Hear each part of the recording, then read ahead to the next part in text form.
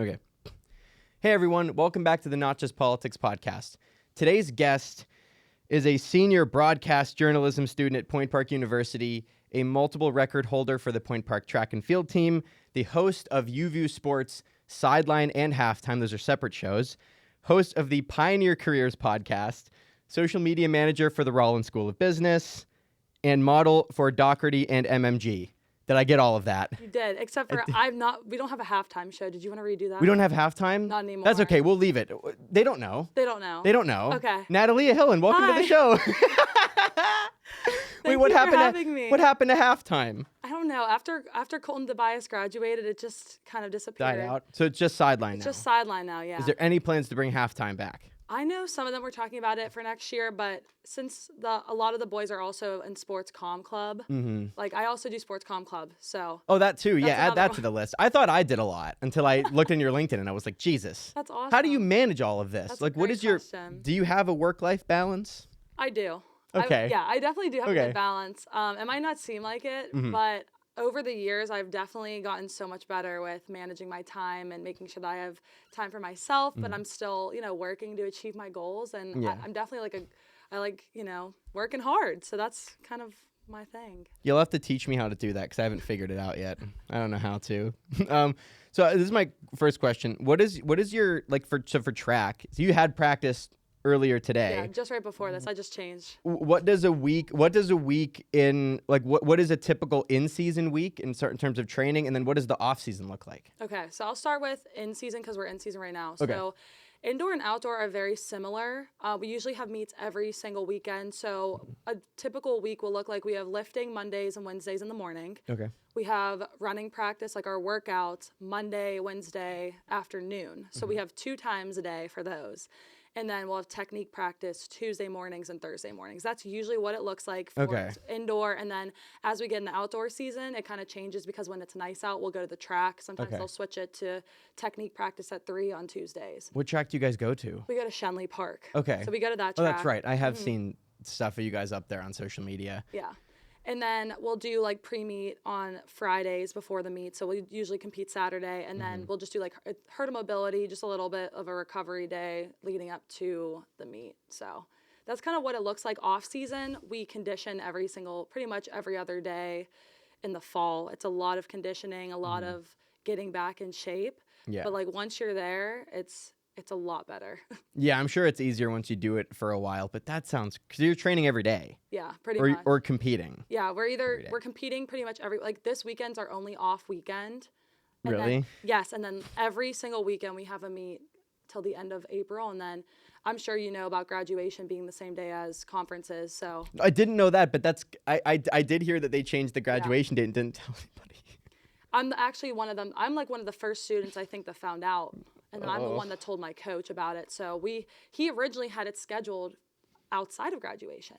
Yeah. Because, we didn't want it to overlap. But, this year I'm competing and graduating the same day. That's crazy. Yeah. Are you just going to toss the cap and gown over the track uniform and just run out there? And low-key, yes, I low-key want to do that. I'm low-key trying to wear my track uniform. Under the cap and gown. Under the cap and gown. Why not? I'm going to. And just run up there and Brisalis to give you the thing and you shake the hand and you get out of there. It's probably, yeah. So I'm actually going to talk to my coach next week about the plan. So we're going to have to figure out what the plan is. And when you guys travel, you guys are not just you guys are going around the country. You guys are in Florida, you guys are in South Dakota for some things. Those are bigger events, I'm guessing. So our track team, we don't go to Florida. I know cross country, the girls went to Florida for nationals 2 years ago. Oh, okay. But we went to South Dakota for nationals. We just got back on Sunday. We traveled all day Sunday for 16 hours. We left 6:15 a.m. We had to do a couple connecting flights. We had a 6-hour layover in New York, and then we got back really late Sunday. Jesus. Yeah. So I was gone all spring break. Yeah. Yeah, I competed in the 60 hurdles. Competing. So. Jeez. So spring break was gone. Spring break was gone, but it was a really fun trip. I had such a great time with my teammates and coaches. We had a really good trip, and it was fun competing. After I was competing, I was like, okay, I'm kind of ready to go home, but it was still a really fun experience, and I wouldn't have traded it for any type of trip at all. I didn't, and I've said this multiple times on this show, I don't think that anyone actually lives in South Dakota. Can you finally lay this to rest? People do live in South Dakota. Okay. It's Okay. I had crazy. to just put that off. Okay. Anyway, you have any thoughts on the switch from D2 to from NAIA to D2?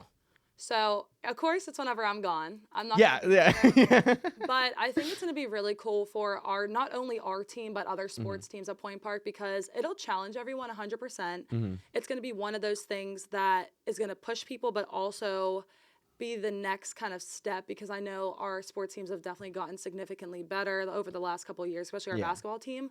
Yeah, they and this won. is bad. I don't remember exactly what it's called, but they won something. They just won the RSC like championship game. They That's just won sweet. like conferences like for the entire thing. I was there doing sports comm stuff. I did sideline I did reporting see that. and some broadcasting stuff. Yeah. Which was really fun. But yeah, so I think it'll be a good switch. I think it's going to take a little bit to get some recruits in, maybe to like get to that. But like on the list right now for hurdles, I would be like 1 or 2 right now in the conference, in the new conference. Yeah, that's pretty sweet. Yeah. So like I would still be up there. Like right now I was first for 60 hurdles for our conference. So I'm usually like in 1 or 2 range. Yeah. Part. That's pretty sweet. So who else do we have? Like, do we have any All-Americans at Point Park? We have one All-American. His name's Akeem Mustafa. He just got 6th place in long jump at nationals. Okay, then I might have to talk, because I've been interested. Like, getting that, it's like that's a very prestigious thing to get. Like, that would be cool.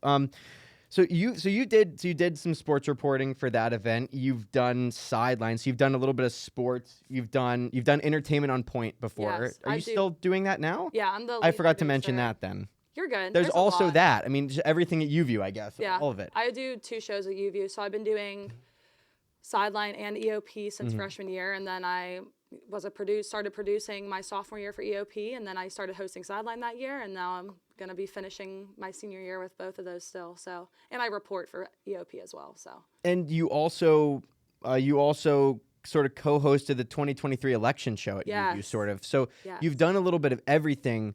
What is your favorite? What do you think you're going to end up going into at the end of your career? What's the most interesting to you out of those 3? I would say definitely sports or entertainment. Like that's where I kind of want to. And I don't mind starting out in hard news at all. I love everything. I don't mind starting out whatever I need to, especially for, creating news packages, getting my, polishing my skills on camera. Yeah. I'm down to make whatever type of news packages go wherever. But I think I definitely want to end up either in sports or entertainment. Gotcha. Hosting, broadcasting of some sort. So that's kind of like what I want to do. Do you have any plans to do any more of the stuff with the UView election shows? Like, are you going to be involved? You won't be here, I guess. You're going to be gone. I'm going to be graduated. I always forget what grade people are in, and then I ask them, and it's just not a thing. I know. It's confusing sometimes.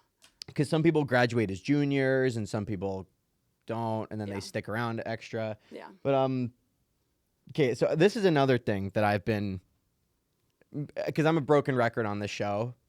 It's kind of what it is. Yeah. But, do you think that Point Park has a sort of a hustle culture to it a little bit? Oh yeah. So I do the Pioneer Careers podcast with Kenny Anderson. I co-host that together. And I want to get into that later in the program. Yeah, we brought that up in our podcast to some of our guests. Like Point Park, I think it was Nadia Jones who we like. Point Park is just the type of school that a lot of people love the grind and they're involved with so much, and that's kind of what makes it such an amazing community, because you don't really get that at a lot of other campuses, because a lot of other schools are big and you're a part of clubs and sports, but it's just not the same vibe as Point Park 100%. Like we definitely have a different hustle vibe. Do you think it's a good thing then? Yes. Okay, that's interesting. I think it's a good thing because we're all going to be so ready when we actually get a real job and we get out there. And especially for me, I'm used to like doing a lot. And at the end of the day, I want to use all my skills for my job one way or the other. So that's why I kind of do a lot, because I want to do a lot when I'm older. And I know that like I'll be able to do that with whatever I'm doing. Because especially as a reporter, like you have to know it's not only just like doing on-camera stand-ups. You have to know social media. You have to know how to edit. You have to know. So all my jobs I'm doing right now involve all of that. So it's going to be I'm like used to like being the one-man band, especially as like an MMJ. I'm going to be starting out probably in a position when I graduate. So I'm going to have to know how to do all that by myself. Yeah, because that's interesting. So I don't necessarily, I don't know if it's a good thing or a bad thing. I'm not really a fan, because I'm just curious, because I guess it does mean what success is for different people. But my thought is, this seems like there's this crazy hustle culture at Point Park, especially with social media, in the sense that like everyone's trying to turn themselves into a brand, and then everyone's trying to market themselves, and it seems to me like that's really only attainable for like the 1% of people that are really gonna make that. So I guess my question is like, do you think, because I don't want to say like setting people up for failure, like Point Park provides people with a lot of really great in-person experiences, but I'm just to me it seems a little unhealthy, like the amount of hustle culture some people get to. I got you. I think for me, the way that I look at it is, if someone is just doing something to just be a part of that and they're not actually like enjoying it and loving it, I think that's where it's unhealthy. Okay, I'd agree with that. If that makes sense. So if you're just doing a bunch of stuff and you're not doing it for, just because you're just doing it to do it, I think that's not good. But if you're doing like a decent amount of stuff and you actually enjoy it and you're making a difference in the community, then that's where I'm like, okay, like that's good. But if you're just doing it for TikTok to show like what you do in a day, like that's not okay. Right before they ban it for the 5th time, because we talked about that before we recorded, and I don't want to open up this can of worms, but like Congress is going to try to ban TikTok for the 5th time. You people aren't going to actually do it. TikTok will funnel money into somebody's pocket, and then it will get stalled. And how did you get into modeling? How did you get into that? So it was my freshman year. I was kind of always one of those like kids that, I want to be a model when I grow up. I always kind of had that aspiration when I was a teenager, and I kind of figured, okay, I'm going to see where I go to college. Let's see what I do. And then from there, I'm going to see what type of agencies there are to apply to and see what I can get involved in. And then it just happened, like Point Park was the perfect school for me because of broadcasting and the media program. And Docherty's, I mean, being downtown Pittsburgh, you're around pretty much everything in Pittsburgh. Like there's most of the modeling stuff that I've gone to the last couple of years is around the Pittsburgh area. It's nothing that's like I have to drive like an hour away. So it's very close. Nice. If I've ever needed my car for a booking, I'll go home on the T, or I'll go home with my dad and I'll go grab a car and then I'll drive like 30 minutes away. So it's been very convenient. But to go back, I ended up just like wanting to be involved, and I applied and I went through like the different stages of applying to be a model with Docherty, and they signed me. They signed me freshman year of college. Have you run into any of the sort of have you like experienced any of the sort of like negative stereotypes of the modeling industry? I have not really. Okay. No, I've never. That's cool. Yeah, I've never. I'm definitely not, since I don't do it full time. Okay. I just do it for like a side thing. So I've never had to experience, thank goodness, I've never had to experience anything negative in it. But I want to make a difference in all the industries that I'm going into in a way. So that's kind of why I like doing a lot too, is like I just want to make a difference. Yes, and I realized I pivoted too quickly because this is so cool. The ring. It's so shiny, and the people might be able to sort of see it. It's very fancy though, and they got rings. Now, was this, and again, I apologize for that jump. I'm jumping back to like 5 minutes ago, but like, was this for, what did you guys get this one for? So this is for our 2023 Indoor Conference Championships. We won the conference championship meet last year, but the ring ceremony was in January of this year from last year. Can I pick up the ring? Go ahead and pick it up. I was gonna say, because it fell out of the case when you handed it to me, and I was like, I hope I can touch the ring. Like, I don't even know, but this is sweet. This is so cool. It's really Oh, cool. it's got your name on it too. I didn't even see that. Yes. So everyone got a personalized ring. Everyone got a personalized ring. This is our second one though. We also got one from the other year too. I saw people busting out both in the Instagram pictures. That's even crazier. Yeah. That is so cool. Yeah, it's really fun. There's a light in the box. There's a light in the box. I didn't realize that. There's a light. So there's batteries in the box. I guess, yeah. Do you have to change the batteries in the box if it dies? I don't think I'm ever going to. So if it dies, it dies. But it's really cool with the light. It's so shiny too. I'm mesmerized by how shiny it is. That's really cool though. And I'll give that back to you now. Thank you. Thank you for bringing that in, because I was just curious. That is so cool though. Like to get I got an esports hoodie.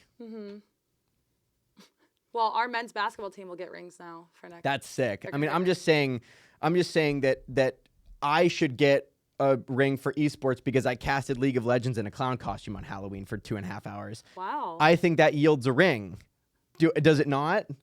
Do I get no reward for wearing a clown costume on YouTube? Anyone can go watch it. It's there. Wow.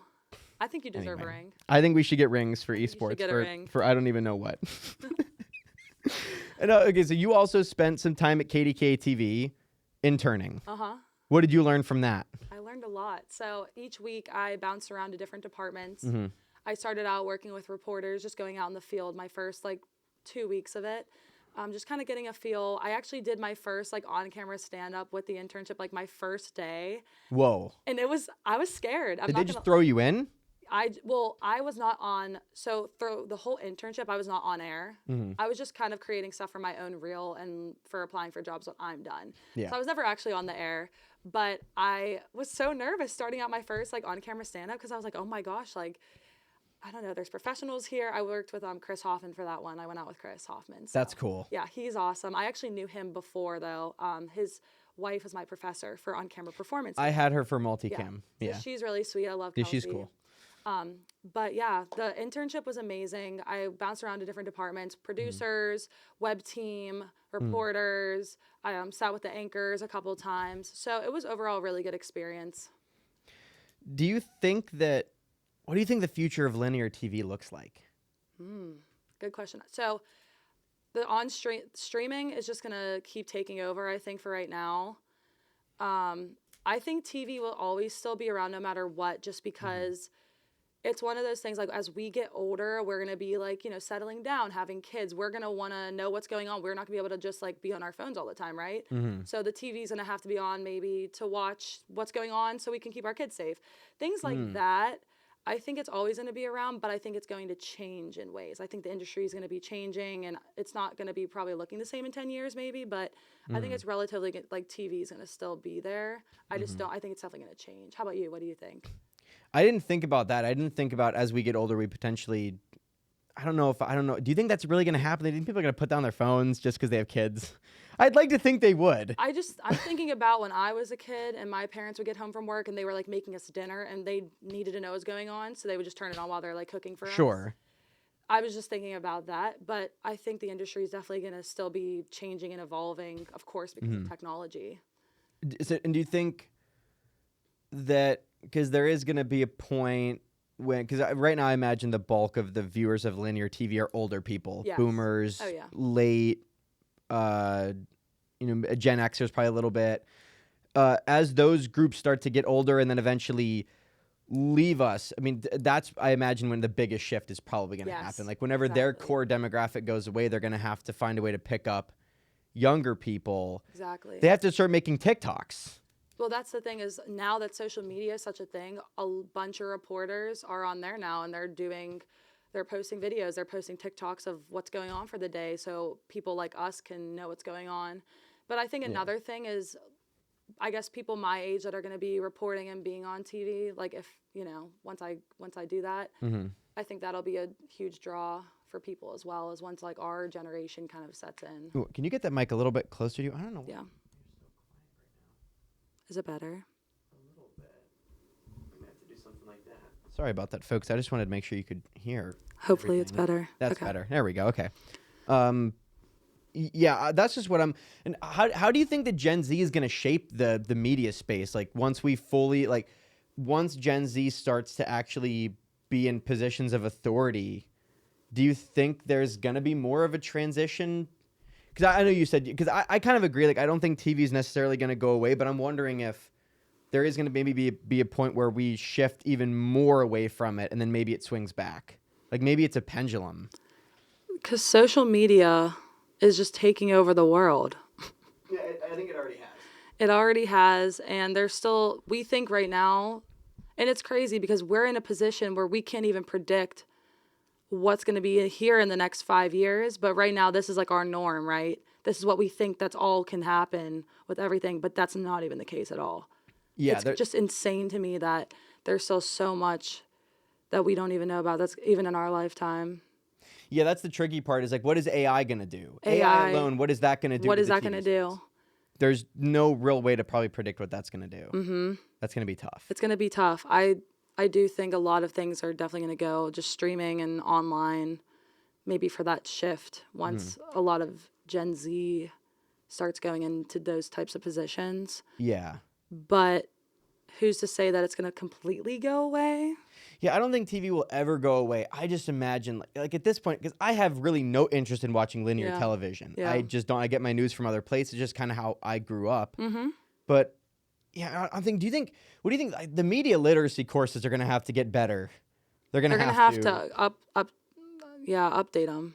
They're gonna have to. They're gonna have to update them 100%. AI because someone's uncle on Facebook is like, the aliens are here, and they're not. But wait until the video is gonna come out where they do. They actually do. Out of the sky, and it's all AI generated, and people are gonna be. The boomers are not gonna know what to do. No. I'm sorry, boomers, but I mean, you guys are telling me that the aliens are here and that they're in Congress, and I just don't. I'm not convinced. That's what they. You know what I mean? So I'm thinking the aliens. The AI videos are already getting so ridiculous. This new stuff that OpenAI came out with is nuts. The Sora stuff. Have you seen that? No. Wait, what? Oh my God. The new chat. So ChatGPT now has text to video. Oh God! In it. Wow. Yeah, and I say now I wish I had a TV, and the people won't be able to see this. I'll try to keep talking, but it's the craziest thing that I've seen. Wow. Wait, so do you have a TV like where you like live? In your room at all? Not in my room. Oh, you don't have a TV? No, I mean I have a monitor set up with like some stuff, but no, but like the videos are insane, and I get that people won't be able to see this. Go look it up. Like it's called Sora. It's Sora. You can just do text to video. Look how good this is. It's so scary. This is they did a video of an alien just walking through New York. Look how fucking real that looks. Like it's close. Like you can still kind of tell that it's AI a little bit, but 3 months ago it was so much worse than this. That still does not look bad. It is wow. Scary. It's scary how real the alien looks. Like he's this blue like avatar. Like it's scary how real that looks. People are going to start to believe everything too. Yeah, they're going to start to believe everything they see. Because even though we're aware of what AI can do, it's just whenever you're presented with that type of thing, you're just going to be like, oh my gosh, that's real, right? It's going to be really tricky to figure out what's true. Yeah. Just the definition of what is true is going to be, it's going to be spooky. Mm-hmm. It's just, and I don't know. Because sometimes I still get, like, almost tricked by stuff. Like, sometimes I will still almost be like, is that real? I don't know if that's real or not. I know. It's hard to tell. Tough. And most of the people on social media are, like, bots. A lot of them are bots. Yeah. So they're not gonna tell you this isn't real. Yeah, exactly. They're gonna be like, this is also true. Mm-hmm. It's just, you know. Mm-hmm. So this is, another thing. So, because you, at this point, are probably talking on the air more than I am, more than probably most people are at this university. What do you think, what have you learned in your time recording about dealing with problems on the fly, improvising? Has anything you've learned, has anything really helped you in that area? Because that to me has always been the toughest part of my broadcasting classes, is that there's just always something that's going to go wrong. No matter how much preparation you do, something will go wrong. Yeah. And so jumping over those hurdles is a big part, I think, of learning how to be a broadcaster. 100%. So I think throughout the years, like for Uview, we have done multiple live shows. And I've always thought of, okay, so what happens if the teleprompter stops working? What am I going to do, right? Yeah. We have our packet, like our little thing with all my scripts in it that I could just read off of. But I think the best way to handle things on the fly is just being prepared. Kind of reading through things before and having an idea of what you are reading. And then once you go to the camera, if something does happen where you have to speak on the fly or something happens in the production side, then you'll know, okay, like 3 to 4 key points that you can say to then maybe go into a break. So I think that'll lead in for even whenever we're in the professional field. Same thing. Like if something happens, you will be ready with a couple of points that you can say on the spot, and then that way no one will even notice. You'll look like a natural. That's the toughest part in my head always, is I forget that people don't know that there's a mistake. Exactly. You can just cover it up real nice and people don't really know. But in my head, I'm like, oh, I made the mistakes. I beat myself up over it. And no one knows. And I think the beauty of broadcasting is really just about, and this is what I've kind of come to realize over the last couple of years, is that it's not going to happen overnight. It's one of those things that you have to keep working at, and you got to keep practicing. If you really want to be at a certain level, you got to put the time and you got to put the work in, especially for things that you wouldn't even think about, like specific like word articulation. Like in my broadcast announcing class right now, this is my second time taking the course. And there's things that I'm very, very picky on with myself because I want to be the best. I want to put myself out there in the best possible way. And for me to do that, is for me to just keep getting critiqued. What do you have to work on? What are you doing well? But what are some things that you still need to work on? So that's kind of my mindset. How many Pioneer Career podcasts have you guys done? What are you guys on now? We are on, I think, episode 10. Our Nice. Double digits. We have a special 3-part series coming up. I'm not trying to give anything too quick away. Right. But we brought on Matthew Harris for our first episode of the semester, and we talked all about networking, how to get out of your comfort zone. Because it's very tough for especially freshmen and sophomores at Point Park.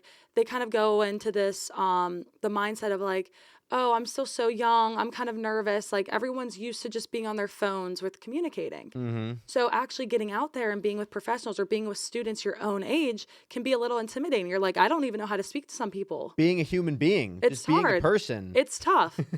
So we talked with Matthew about, getting out of his comfort zone and how he really overcame, being a little shy and in his own little space to go into these networking events. And he has a full-time job when he graduates. So that's pretty sweet. Yeah. So it was very cool, like hearing about his experience and then also kind of relating it to mine. I mean, I'm a pretty outgoing person, so I never really had that type of thing that I had to deal with, but still, like, there's always that kind of like, I still have anxiety. I still get to points where like, oh, I'm a little nervous to talk to someone. So especially when it's a cool person that you kind of know and you like him a little bit, like you get nervous to talk to them. Exactly. Like it's a cool person. Like, did you get a little bit of that with Chris Hoffman?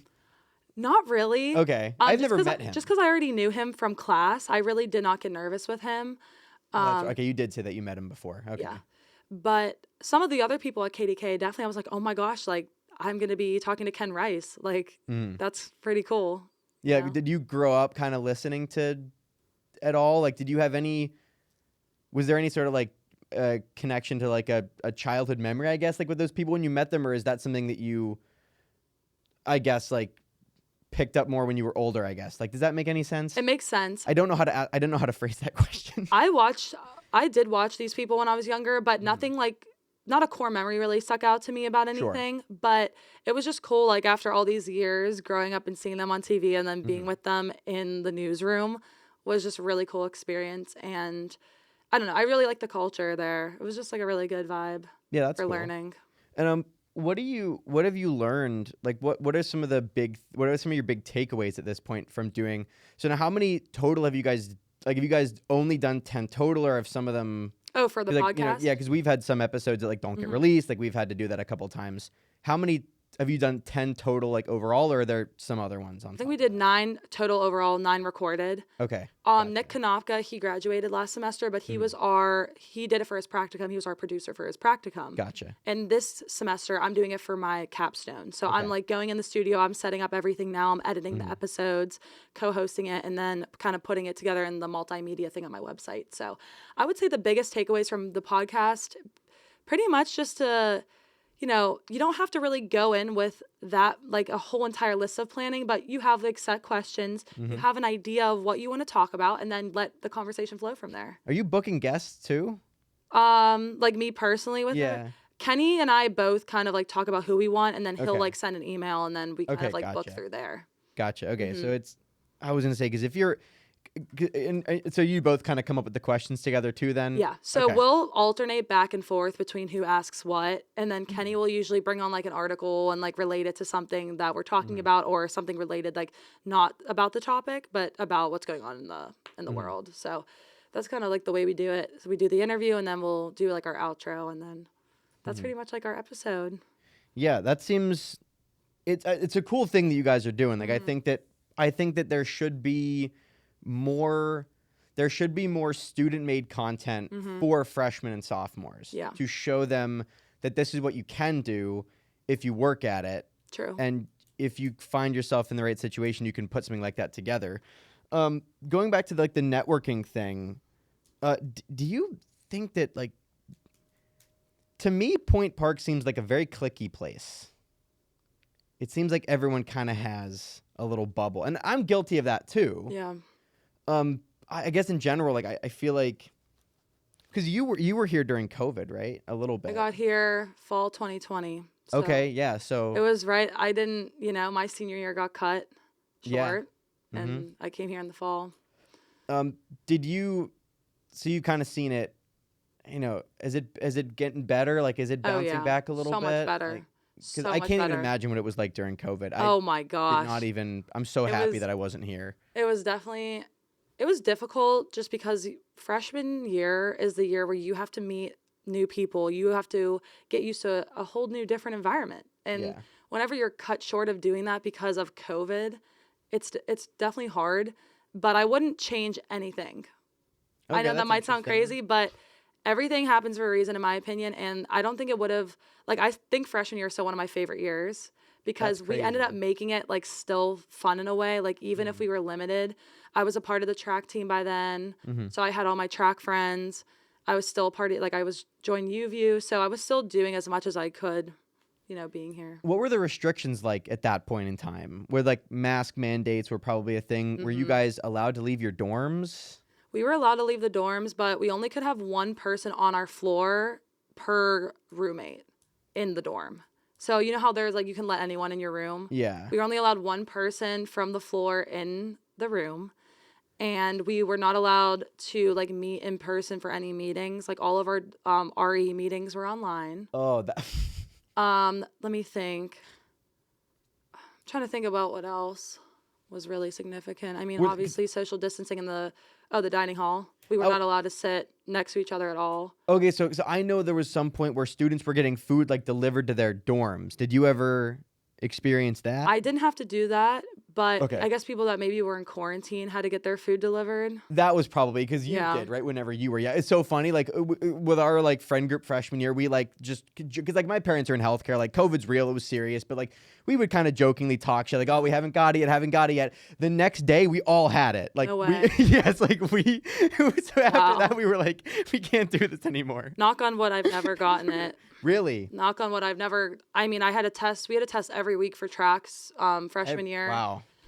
But I never actually tested positive for it ever. Like I never. And were you in Thayer or Lawrence? I was in Thayer on the honors floor on the third floor. Oh, that's right. Okay, then that's Yeah. that's the place to be if it's during COVID, probably. But I really liked my room. We had a share bathroom, like the communal bathroom, but my room was right next to the bathroom. That's I was on the very corner, nice. and it was a larger, like double Ooh, room. you had the corner. There you Larger go. double room. I was kind of away from like people, and I ended up having my own room second semester because my roommate ended up commuting the second semester. So I had my own room second semester of freshman year. That's kind of sick. That That's was actually awesome. kind of cool. 'Cause I know there were they were housing some students in like the Marriott down by. My best friend Sophia was in the Hilton. Oh wait, which one was that? Was that the Hilton? It's a Hilton or it's a. Is it a Hilton down there? I Does think it might- matter? It's a hotel. She was in there. Her whole freshman year was awesome.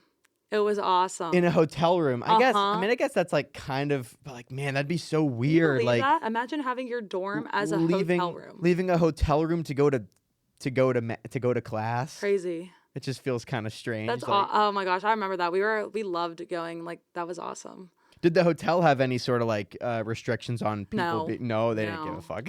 Unless the RE on that floor like cared, or if I guess you were making noise, but no, there was nothing. At least from what I know. Maybe Yeah. Sophia knows, but I don't. From what I saw when I was there, I didn't see any restrictions. Yeah, that's so crazy. Yeah. Because that was kind of like the first impression that I got from Point Park was like, wow, this place is kind of cliquey. Yeah. It was hard to meet people. Like Oh, yeah. it was hard to meet people, and even still now, it's like I still kind of find some trouble, and I only live like 5 minutes away from Mm-hmm. campus. Like sometimes just getting, because it doesn't seem like there's really one central place where a lot of people gather. Yeah, I think the reason why it might be really cliquey is because, well, you have like Copa, you have all Yeah. the dancers, and they're mostly just friends with them, unless they're in the trainers and they're like talking to athletes, is from what I've seen. Yeah. But dancers are mostly friends with dancers, which makes sense. You're with each other pretty much 24/7, if Yeah. not less than that, but whatever. No, they pretty much They are Like, it's together a crazy. lot. Athletes are definitely their own group because we're in the trainers together. We're at practice. I mean, at least track people. We're always together. Basketball people obviously always together. Softball makes sense. They're a team. And then you have like the clubs. You have Uview people. You have WPPJ. You have the Globe. I'm not sure how the Globe really is because I'm not in the Globe. But I like the people at the Globe, but the Globe also seems it all They're kind cliquey. of has that same vibe. Like it's all Yeah. and hey, like esports was the same way whenever I was there. I'm not saying that I'm guilty of that too in my Yeah. own ways. Like I think you kind of get pushed into. I think I got pushed into that a Yeah. little bit, but I think the one one of the biggest things of getting out of the cliques is just the big events that people go to where a ton of groups are together. Yeah. The Condom Carnival thing, I think there were, I guess, different groups. Like the women's basketball team, some of them end up going too, and then like I went, and like my friends were there. So I saw a lot of people from different groups at that event. That's good. Which was kind of cool. Like it kind of was like getting out of the Point Park cliquey vibe. Yeah. But I don't know. I get what you mean though. Those events are tough though, because I was talking to Angelo from Student Conduct, and he was like, yeah, the events that we put on with Student Life or with Student Conduct that have attendance, or he's like, we're putting thousands of dollars into those events. We're planning them for 6 months in advance or whatever, like crazy. Like the preparation you have to do to get people to come out at Point Park is crazy. I think it is. Yeah, especially whenever you're commuting. I mean, I live at the venue. That too, but also because everyone has a side hustle and 3 jobs. True. Everyone has their 50 jobs and their school and like. Genuinely, I know some people that are like working a full-time job and they're doing class, and it's like that's crazy. It's a lot. That's why you got to do what you love at the end of the day. And as long as you have a passion for it, go for it. Yeah, because otherwise. But otherwise, you're not going to be happy if you're. Yeah, I mean, I don't. Sometimes that's the thing. Like sometimes looking at and again, like I have my complaints about Point Park. There's some stuff that I like, but that to me was when I first got it, that was the most glaring thing. I was like, that's kind of crazy. Like it was so.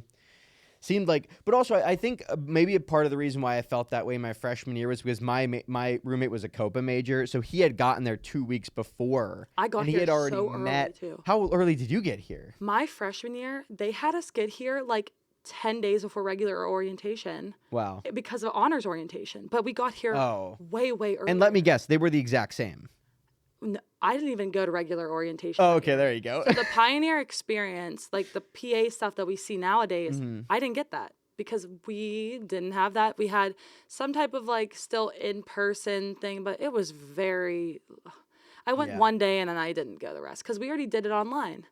How many of the student athlete orientations have you had to go to? I've had to go to, I think, 3 of them. I don't think we had one. The freshman year one, I think, was online. Because they have to do that for like the NAIA thing. Well, at least you could like be on Zoom. I think we were online. I don't really remember, but I think we were online, and then we had 3 of the in-person ones. They're the same every year. They are the same every year, and they're like 2.5 hours. I remember last year. This one I think that happened in the fall last year was not so bad, but 2022. Christ. Junior year. It was my sophomore year. Okay. It was 2.5 hours, I think. We were there. Wow. I mean, it was genuinely, I think it was like 2.5 hours.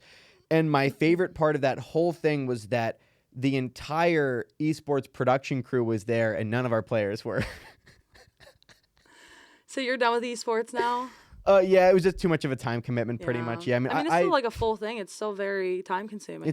I mean, I miss it. I haven't seen some of the guys over there in a while, but you know, it's like I couldn't do in the spring on the weekends. It's like you have a League of Legends game on Saturday and that starts at noon and you're done by anywhere from like 3 to 4, 5, 6 depending on when, and then it's like, and then on the next day you have a Valorant match on Sundays. That's a lot. So for my practicum I was getting like 10 hours a week. Some weeks I was getting like 10. So at that point, and if you don't like absolutely love it, and I did like it, but it wasn't really like a thing where I was going to go into esports as a career. Exactly. So you were like, I can use my time somewhere else where I can. But I still wear the merch. I've given them so many free plugs on this show that they should like give me a bigger scholarship. Wear the merch. Still represent with the merch. I wear the backpack and the hoodie all the time. That's good. The merch is always fun to wear. The merch is fun. I do like that. And like I said, I would like a ring. I'll have to talk to the coach about that to see what's up with that. But yeah, but not at esports anymore. But yeah, that was just Point Park. So I've always said that Point Park is kind of like its own little dimension inside of downtown. Like I think time works differently at Point Park. I think some of my classes are like 5 hours long and the clocks are just really, maybe the clocks are just tricking me. And sometimes I'll just, like I told Gavin earlier, I was in the library printing this single sheet of paper out. And of course, as I click print, the printer starts firing off some like 500-page senior thesis. And then all of a sudden, so there was another girl across from me. She was also printing like just one sheet of paper. And I was like, I thought that was yours. And she was like, I thought that was yours. And then turns out this guy just appears out of nowhere, just kind of spawned in and gosh. grabbed his papers and then left. And so have you ever seen that? Because I've seen people like disappear.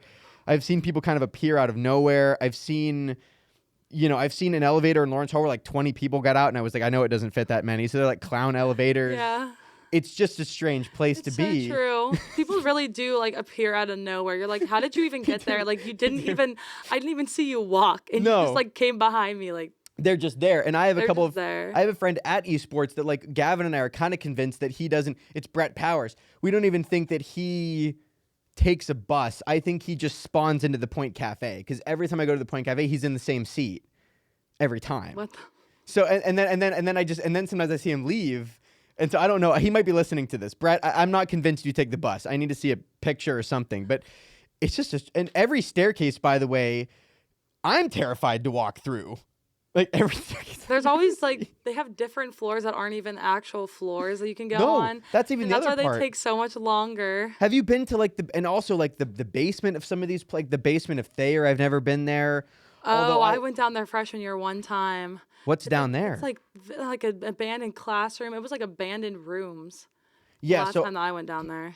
And so I want to run this by you. I've been considering so I think they should use that space for something that can make some money, because the university's in debt. So underground casino fighting ring, like illegal underground fighting competition / casino. I know people would love that. So my gosh, my friends would eat that's that what I'm saying. Wouldn't people like that? Because if anyone has beef, let's stop making Snapchat stories at each other, for Christ, and let's go down into the basement of Thayer and sell tickets, and people can gamble.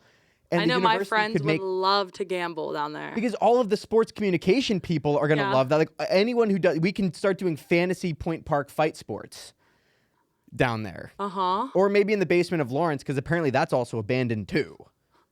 So I'm just saying, in the basement of one of these places, Point Park needs to start some sort of revenue stream and let me do the commentary for the fights. Cool. That's what I think they should do. Because the basements are apparently creepy. The staircases are odd. They are creepy and they are odd. It's kind of a weird. I'm not gonna lie to you. There was a moment where I was like in the staircase and I was like, wow, I feel a little bit more spooked here than I do in downtown Pittsburgh. There's also like something abandoned in West Penn.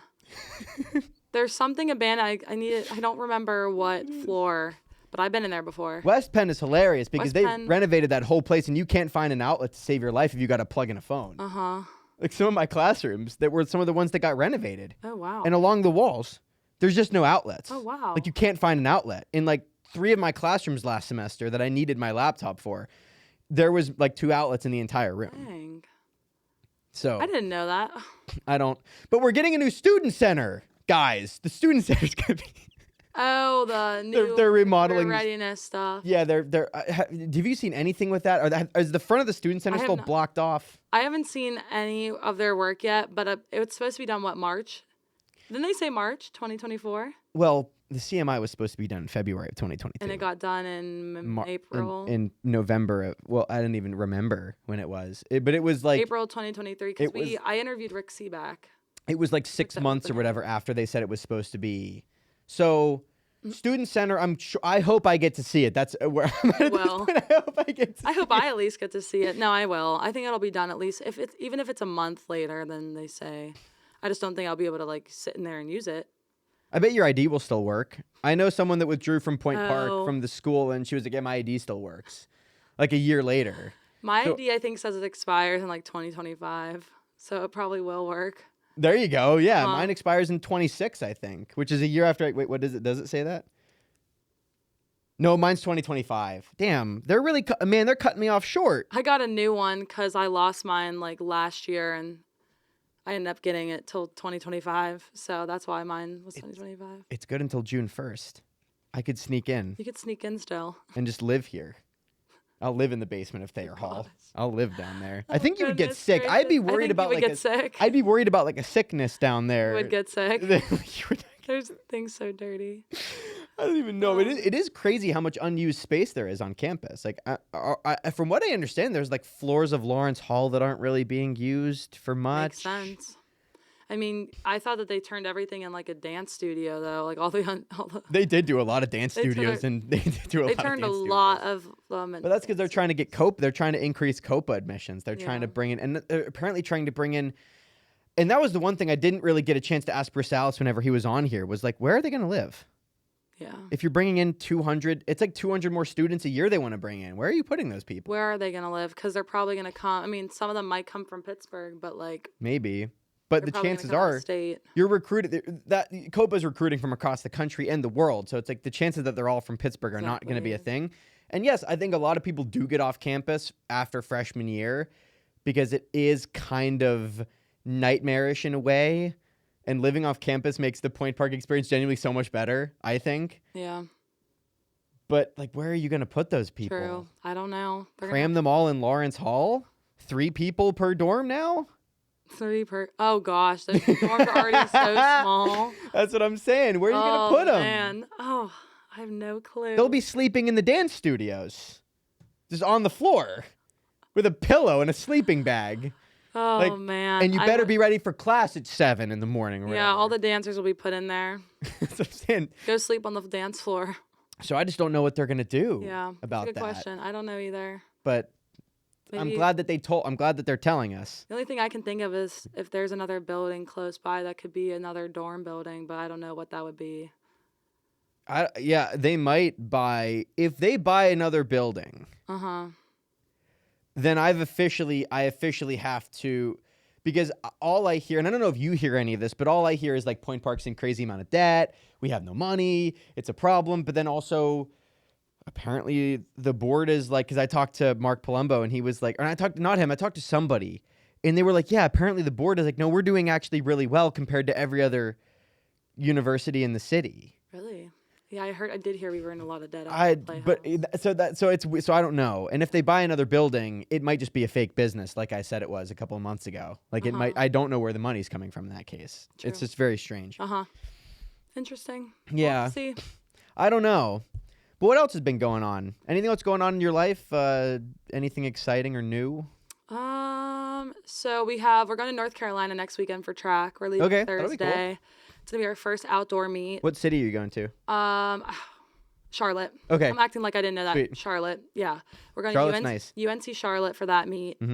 This whole week has just been, like I said, crazy because we traveled 16 hours Sunday. That's so insane. I didn't get any days off for practice, so I still went to practice Monday and Tuesday. Oh, so you did the 16 hours travel. I was going to ask, did you go to practice the next day? Yes. We did relay stuff Monday. And then I got an extension on one of my classes I was an 8-week accelerated class. So I had finished all that stuff after practice Monday. This is why it was crazy. Tuesday, I had a 500 hurdle workout. We did 2 500 hurdles and then 2 400 hurdles that day. I actually tripped and fell on my knee. Really bad, guys. Really bad. Yeah, actually you can see. I was going to say. Yeah, it looks like I got in a fight or something. I actually tripped over the hurdle and fell. No. Yeah, I cried a little bit and then I got up and finished the race. There you go. At least you finished the race. You got to finish the race. Is that a thing? Like, is that a thing that you guys are kind of always conscious of? And I get that I'm jumping back to track and field here, but like, is like getting an injury something that is?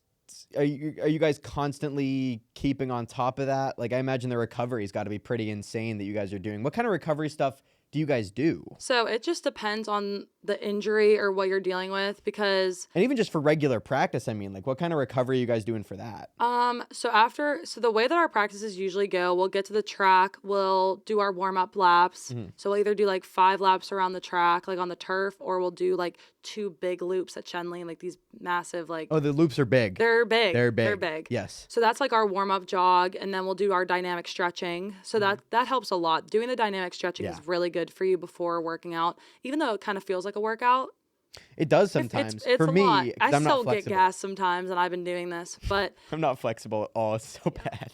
And then the workout, we'll do like our workout, and then we'll do like a cool down run and stretch. And then that's like inside the practice. And then outside the practice, you'll go to the trainers either before or after and get treated, whatever you have to do. So it's very on your own like your own personal basis of like, that's cool. When you go to the trainers, when you don't go to the trainers. Right now I'm just like trying to keep up with everything. Like my lower back is just really tight. So I've been dealing with that. And then my calves just get really tight So nothing too serious for me right now, knock on wood, but yeah, that's kind of like the way that our like recovery type things go. It's just a very personal basis when you get the trainers. Yeah, I just imagine you'd have to, because like working out that many days in a row, It's a lot. doing a lot of cardio too. It's like all cardio. And it's a lot on your legs, especially like Yeah. at Shenley. Like the track isn't that good. It's very like you're kind of running on low key, kind of running on concrete. And the big loop is concrete, right? Yes. That's just the road that people drive. Yeah, they've been giving us the option though, if we want to run on the turf, do the 5 laps just so it's better for our legs. And they've been doing a lot for the workouts, like kind of switching it over to the turf if we can, Yeah. to help like with like lactic acid buildup and all that. Yeah. So they've been doing a lot better with like that for us. But it's just something that you have to keep up on. That's why track is a lot of time. I mean, any type of sport is a lot of time, but it's a lot of time outside of your schedule because you have to go to the trainers a lot and make sure that you're like staying up on everything and you're not going to like get in, like, you know, you're trying to prevent injury. So you're doing everything you can. If something's bothering you, you go to Morgan. That's who our team trainer is. You go to her, you tell her, and then you'll either do exercises to kind of work through that, or you'll heat, you'll do stim, you'll do whatever kind of is working for you that day. Have you ever had any major injuries?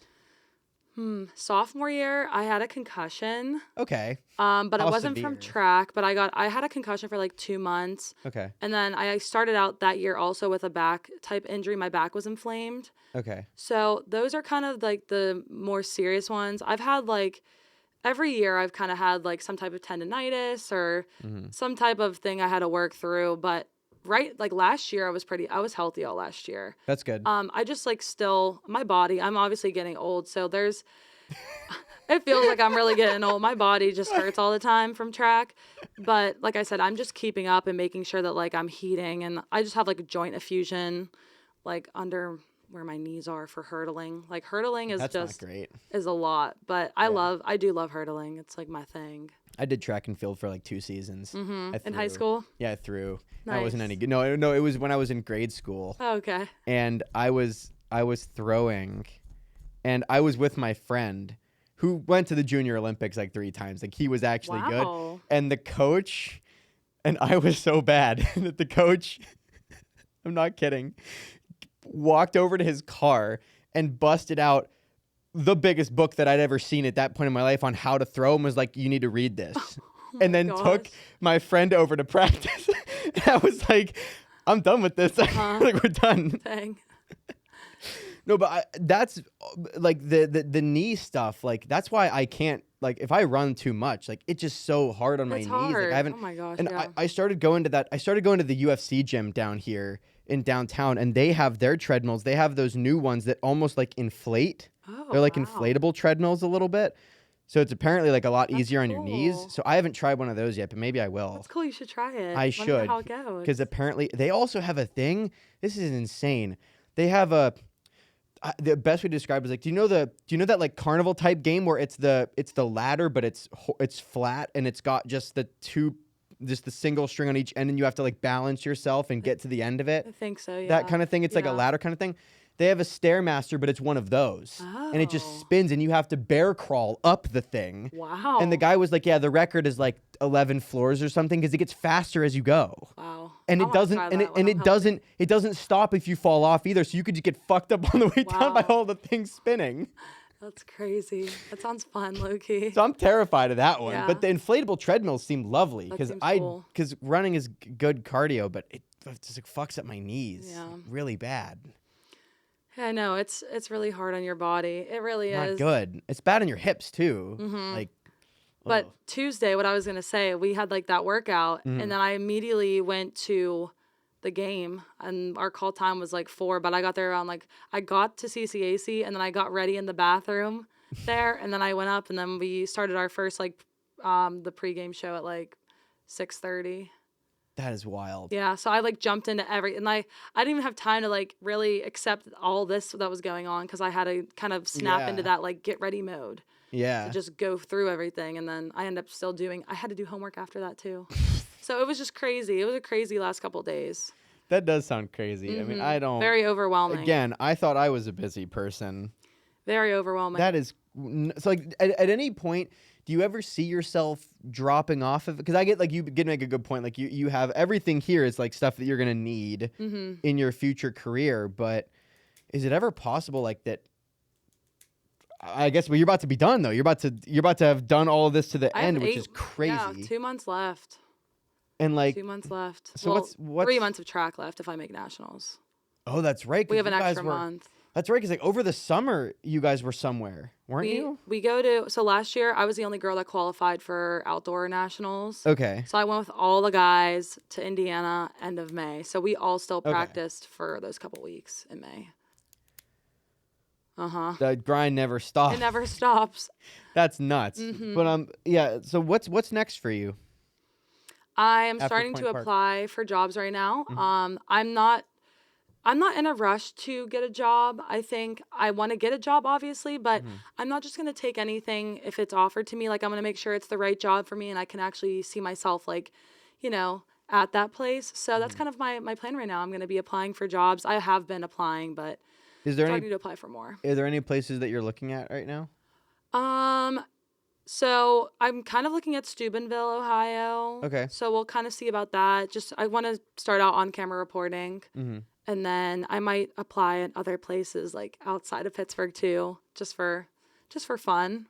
I've never been against moving, so yeah. How far away would you go? Like, is it like you'll go anywhere? If it's the right job and it feels right, then yeah, I'll move. Eventually want to be in LA or New York 100%. But, oh, really? Yeah. But if LA's around in 5 years, yeah. If the city exists. True. New York will always be there. New York will last forever, but Los Angeles, I don't know. If I want to do more entertainment stuff, I definitely want to move out there. Yeah. Like, that's the thing is all the entertainment stuff is out there, especially like all the award shows and all that. Yep. Red carpet stuff, which is I want to maybe interview celebrities and artists and stuff. But that's really the main reason why I would move out there is for the entertainment stuff. I keep saying stuff. But okay. New York would be for, I think, a mix of everything. Yeah, you can kind of do whatever you want in New York.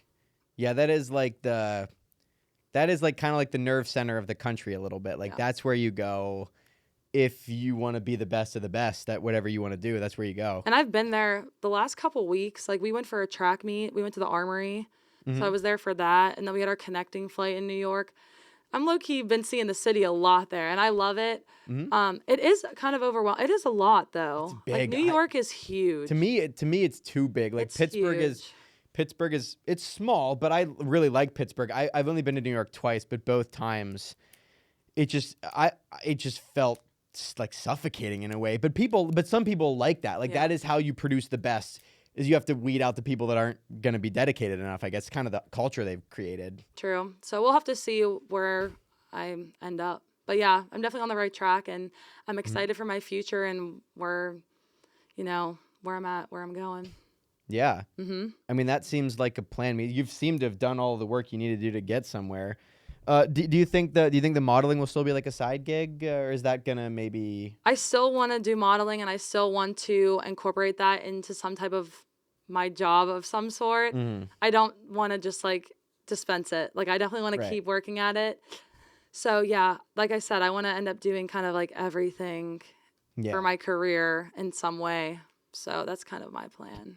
How do you, and I guess I should have asked this earlier, this goes along with the balancing, is like, how do you not get burnt out with some of this stuff? I guess it's because you love doing all of it. I guess that's... The weirdest, this is going to sound crazy, but I really only need 1 day a week to like have relaxing time. Like, I obviously take time at night for myself. Yeah. But Sundays are the days where I like clean and do homework. So I'll have meet Saturday, we'll get home Sunday, I'll relax. And I'll be able to like reset. And once I like do that on Sundays, I'm ready to just get back into it, which might sound crazy, but that's just kind of the way I am. That's not super crazy. I'm kind of the same way. I think I need 1 day a week where there's not really a whole lot going happening. But also sometimes I'm not ready to but I do it. You gotta, but sometimes I'm like, man. But it's mainly with classes. Like, the other stuff that I do, I really like I'll do this forever. I would I would do this every day if I had the network to get someone every day. That's kind of the tough part. But the classes that I'm taking this semester, like, I'm so done. I know. That's why Some of them are so ridiculous. I just finished my 8-week one. It was a social media campaign class, which actually was a really good class. I learned a lot. Oh, that's good. But it was, since it's accelerated, I had to, like, everything was due Sundays, and I had to make sure, like, I would say I am a procrastinator. Which, would you expect me to be a procrastinator if you didn't know me? Probably not. I mean, I at this point, I'm kind of convinced that everyone procrastinates on something a little. I'm definitely a mega procrastinator, though. Big time. I'm a huge procrastinator, though. Like, I'll procrastinate, not even just homework. Like, I'm procrastinating getting ready for bed. You know what I mean? Like, it's not even just, like, it's not just homework.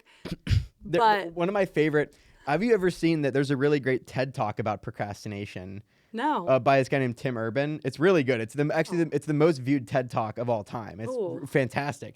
But the funniest comment was like, I'm procrastinating by watching a video about procrastination. I'm not doing my homework. All the comments were like, me procrastinating right now watching this. You know what I mean? Like, that's literally me. But, it is. But the thing is, I work really well under pressure with like good quality work. And that's how I've always been. So it's not even like I do like work that's not good.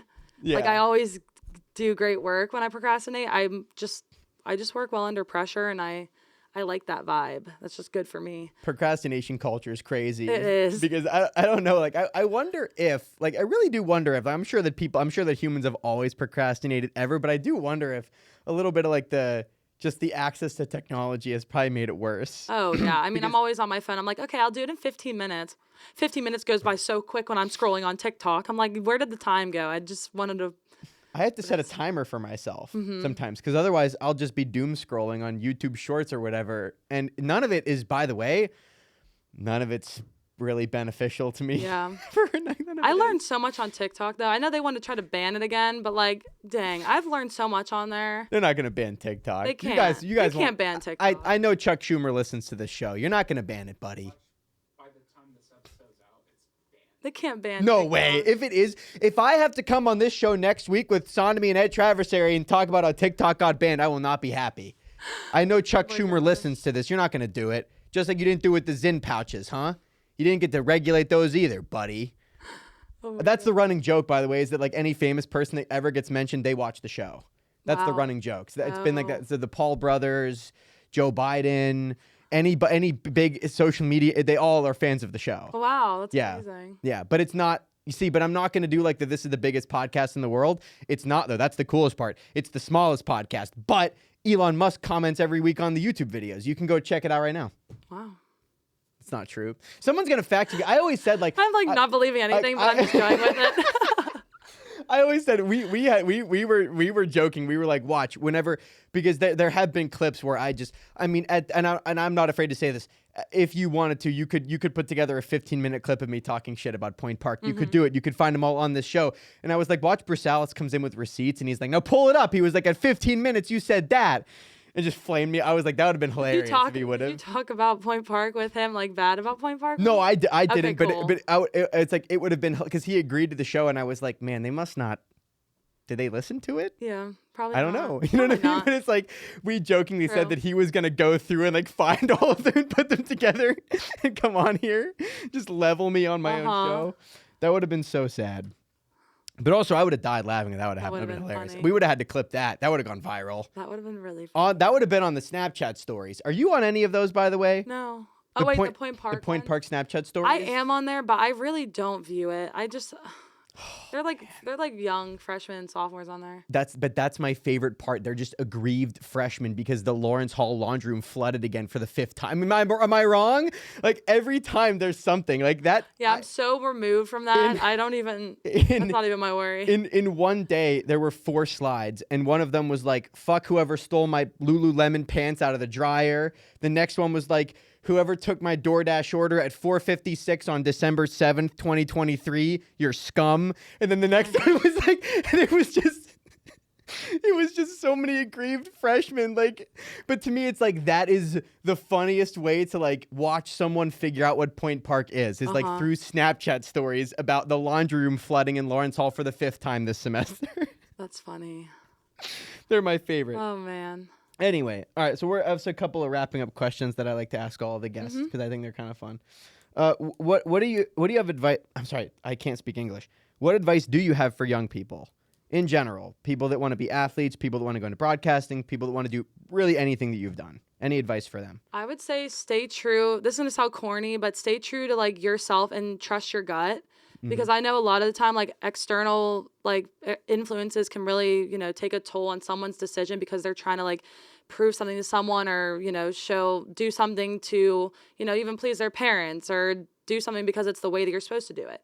But just trust your gut. And that's something that I've always done is I don't really care what people are telling me to do. I know what I'm meant to do and I know what I'm going to do and I'm going to do it because I believe in myself. And I'm not just going to do something because someone wants me to do something, if that makes sense. So trust your gut. Trust your gut. Yeah, I like that. What do you think makes a good leader, and what are some of the characteristics of some of like your role models that you've really like admired? I would say being a good leader, in my opinion, takes not only the hard work aspect and showing that you're dedicated to something, but even the little things. I know for track, like I'm a captain, so showing up early, like coming early to practice, staying later, having your teammates back is like the biggest thing. Showing that you care. I feel like being a leader, you have to care about others. You have to care about other people. It's not only just about yourself. It's about bringing everyone together and being positive. So I think all of those little things make up a great leader, being positive and having everyone's backs. I like that. What is your favorite part of your job? Which one? You As a could you could pick one, or you could go through all of them. Okay, I can just do an overall one. Okay. I think my favorite part about being just like a student here and being involved with a lot is kind of what I touched on, is staying true to myself and believing in myself and just going for it. Not being like, I've always been the type of person, like maybe I am scared a little bit, but I've just always tried to still push myself out of my comfort zone as much as possible. And I think that's what I try to do every day, is just get out of my comfort zone and, work. Yeah, that's a very important thing, is like you do have to do some stuff that's going to make you a little uncomfortable. You do. Sometimes. If you want to grow, you do need to get out of your comfort zone. It's so easy to be so comfortable, but you have to get comfortable with being uncomfortable. Yes, you do. Yes. And that's kind of the key to, becoming the person that you want to be one day. And this is another question I just kind of thought of on the fly. As a final thing, is what do you think, and maybe this goes along with like advice for young people kind of thing. What do you think is the path to building discipline? Because you seem to be very disciplined as a person. And I think it's an admirable characteristic. And it's something, there's always the saying of like the motivation will die off at some point, and then you have to have the discipline to keep doing the thing even after the motivation is gone. What have you sort of done to get to this point where you can do all of this stuff? I will say track has really helped discipline me. Waking up every day early whenever I don't have a choice. I would say to really build discipline, I don't know, maybe this doesn't work for some people, but kind of give yourself the fact that you don't have a choice to do it. Like kind of put yourself in that mindset of like, if you don't do this, like you don't have a choice. You literally don't have a choice to wake up, like go wake up at 7 a.m. and go work out. I don't have a choice because I have to be there for practice, right? Yeah. So like I think that's what really builds discipline, is knowing that like if I don't go, I'm going to get in trouble. I'm going to get yelled at. I'm going to get screamed at.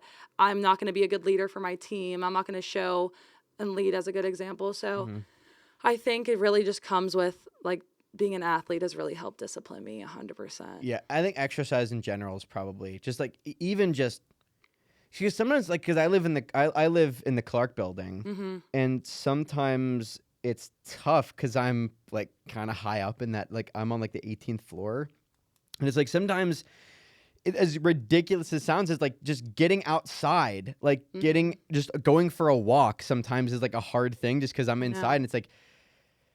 Yes, it sounds ridiculous. It's a pain in the ass to go like down the whole, but then you go out into downtown and there's just chaos. Like that part of Liberty Avenue is just like chaotic. And yeah, it's crazy. Sometimes I just don't want to go out there, but it's like sometimes I have to remind myself that you just have to. You have to go get sunlight. Like you have to go outside and breathe some fresh air and touch some grass. I don't know if this will help you, but I make like daily task like lists every day. I do every day. Okay. Every day. So what you can do is in your schedule, like if you end up doing this or not, in that list, you can just make it a part of it. Go outside and take a 15-minute walk.